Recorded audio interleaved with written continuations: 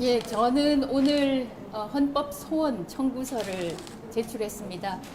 이번 청구가 저는 굉장히 중요하다고 생각을 하고 역사적인 청구라고 생각합니다.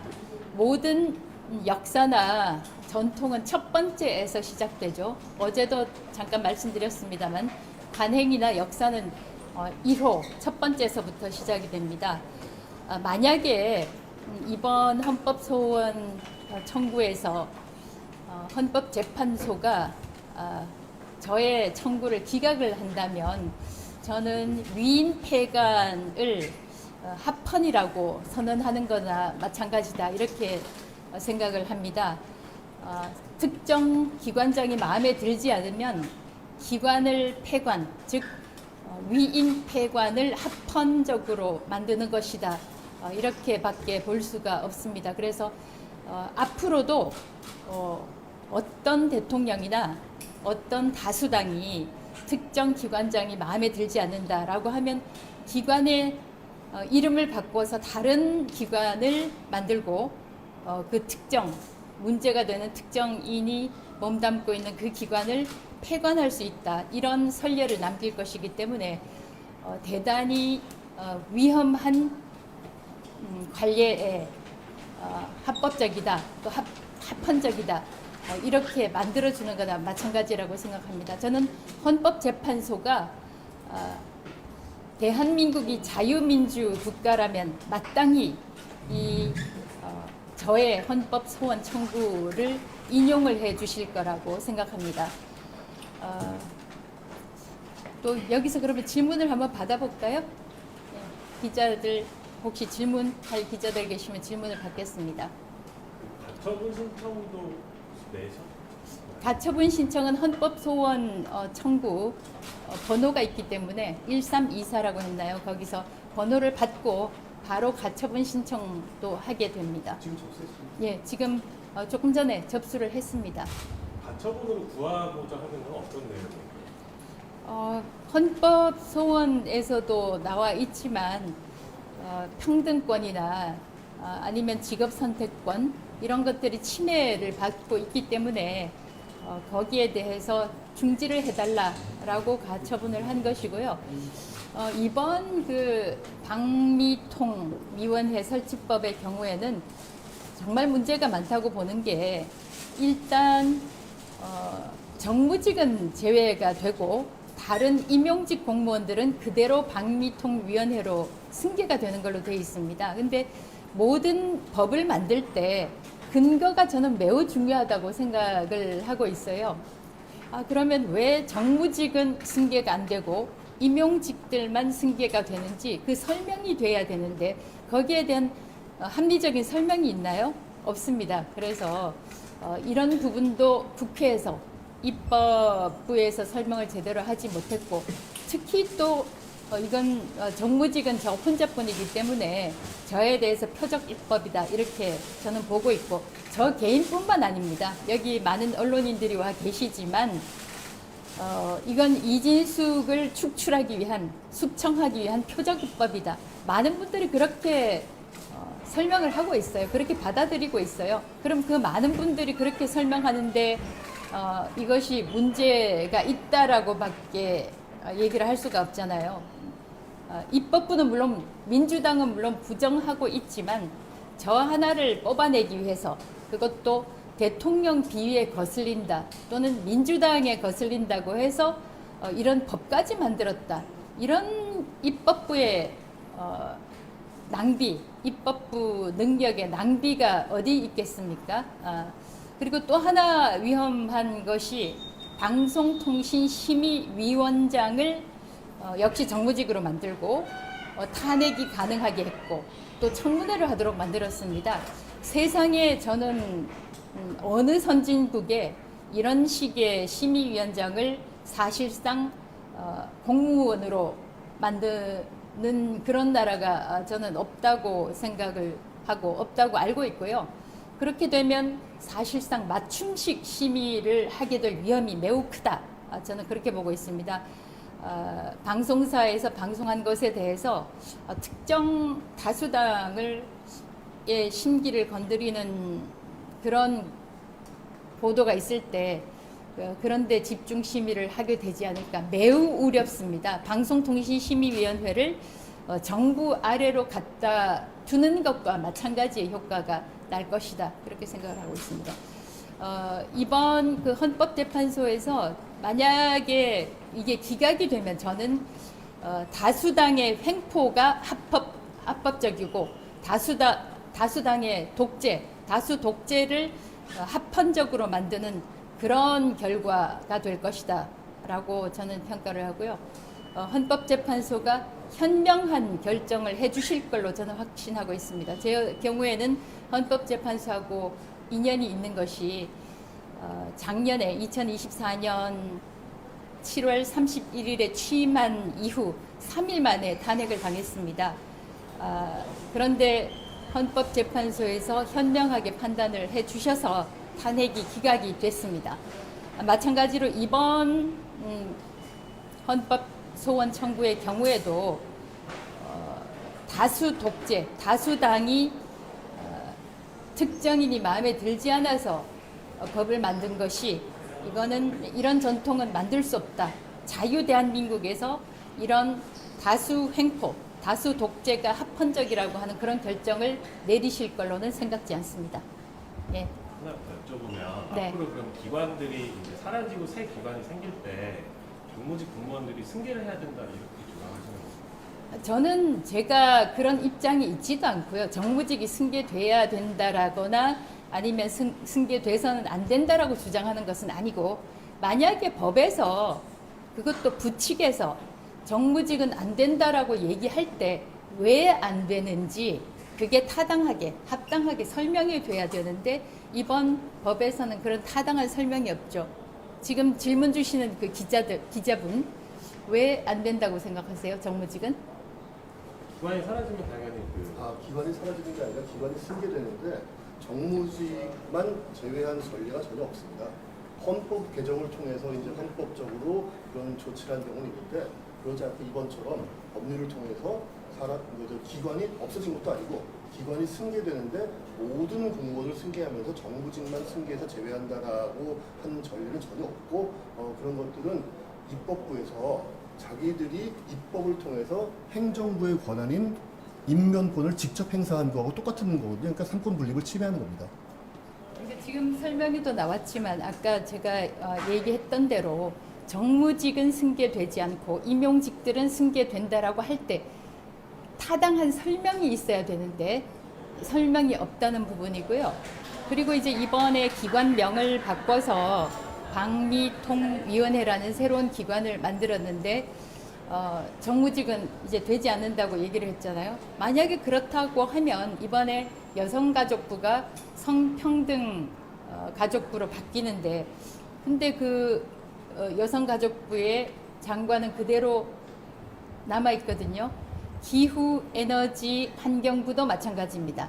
같은 논리를 한다면 그 장관들도 다 일단 나중에 다시 재임명이 되든 어떻든 저의 경우와 마찬가지라고 하면 거기도 정무직은 당연히 배제가 되어야 하지만 거기서는 이런 부칙이 없죠.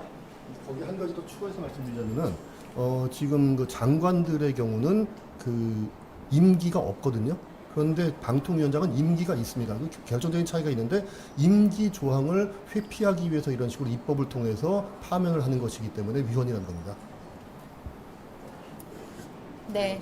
방송통신심의위원회 말씀하셔서 사실은 방통위 2인 체제 문제가 방송의 자유를 침해한다는 지적도 많았고 방송통신심의위원회도 지금 법원에서 규제 조치들이 지금 계속 지고 있잖아요.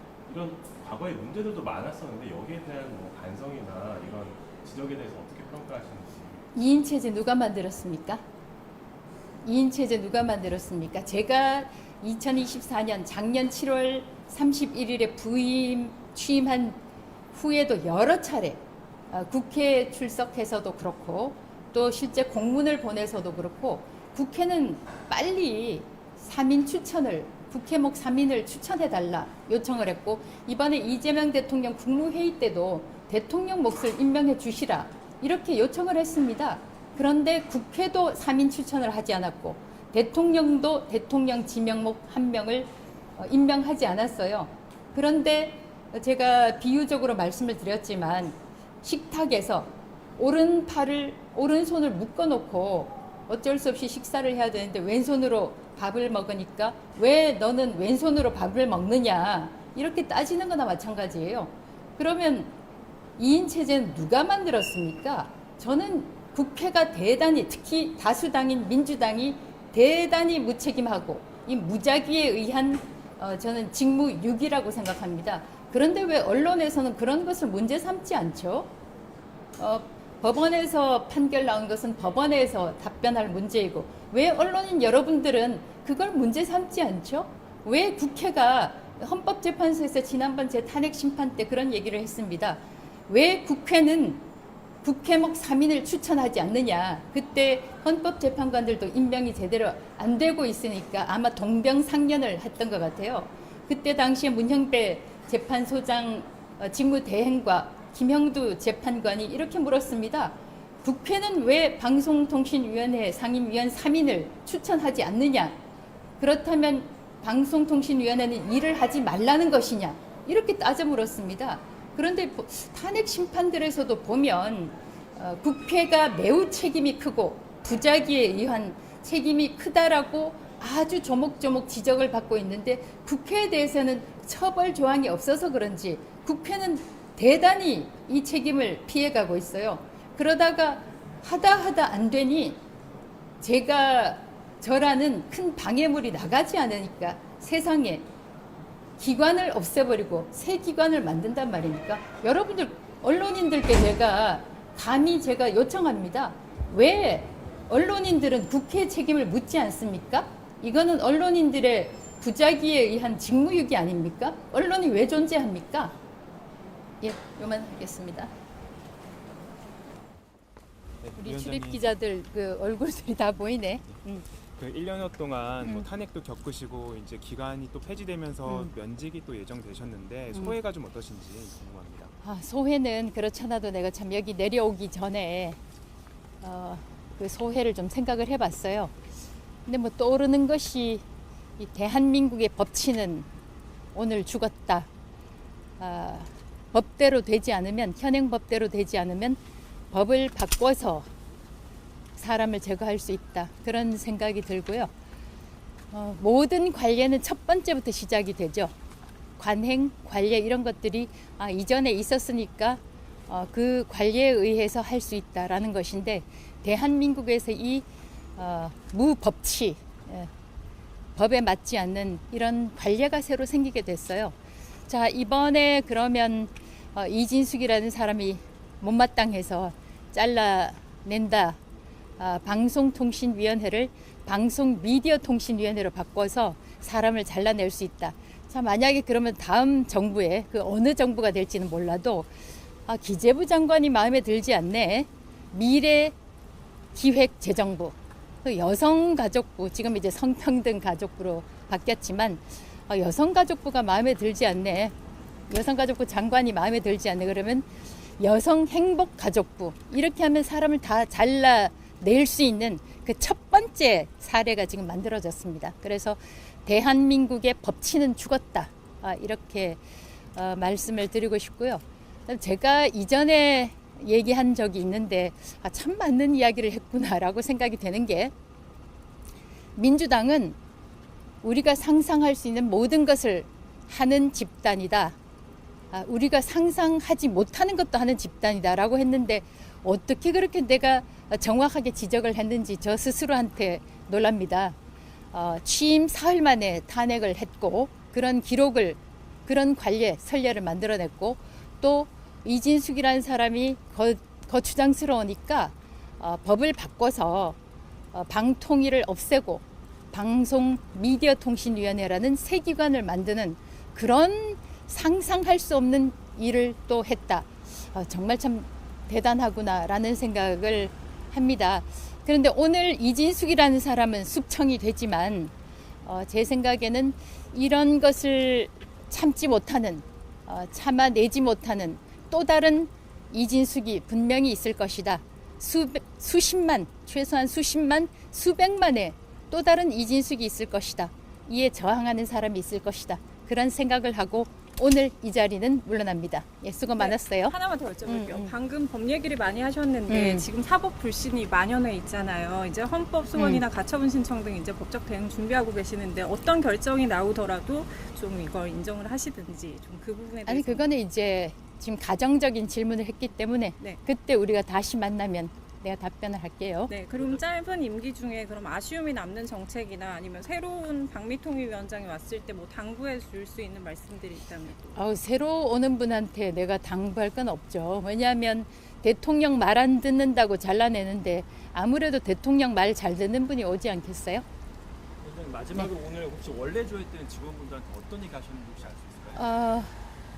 내 경험이 주로 이제 미국하고 중동에서 있었는데 기자로서의 경험이 그렇지 않아도 미국에 대한 이야기를 할까 중동에 대한 이야기를 할까 좀 생각을 하다가 미국에 대한 이야기를 했어요. 영웅을 만드는 나라 미국이라는 제목으로 강연을 했는데 우리는 보면 이제 우리 대한민국의 영웅은 아직까지 대한민국의 영웅이 아니라 조선시대 영웅을 우리가 영웅으로 받들거든요. 세종대왕, 이순신 그 두 분을 영웅으로 모시는데 미국의 경우에는 물론 건국의 아버지 조지 워싱턴을 수도 워싱턴 DC에 이름을 붙이고 수많은 장소 워싱턴 마니먼트, 조지 워싱턴 대학교 등등해서 붙이지만 우리는 대한민국은 대한민국의 영웅은 없다. 조선시대 사실 전근대잖아요. 조선시대 영웅만 아직까지 모신다. 그래서 우리도 이제 현대 대한민국의 영웅을 좀 만들었으면 좋겠다. 그런 이야기를 했습니다. 예, 수고 많았어요. Goodbye and see you.